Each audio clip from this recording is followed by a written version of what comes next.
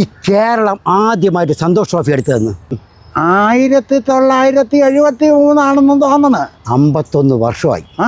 ആയി അങ്ങനെ ഇങ്ങേരി ഈ ഫൈനൽ കാണാൻ സന്തോഷ് ട്രോഫി ഫൈനൽ കാണാൻ വേണ്ടി പോയി. പോയപ്പോ അടുത്തൊരു സ്ത്രീ ഇരിക്കായിരുന്നു.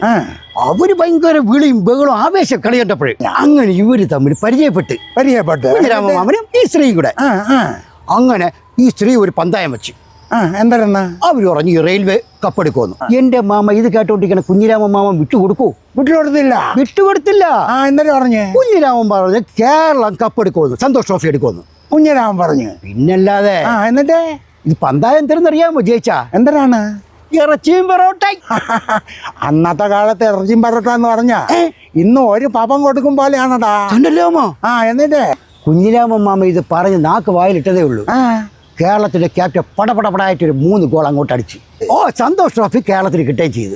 പിന്നല്ല.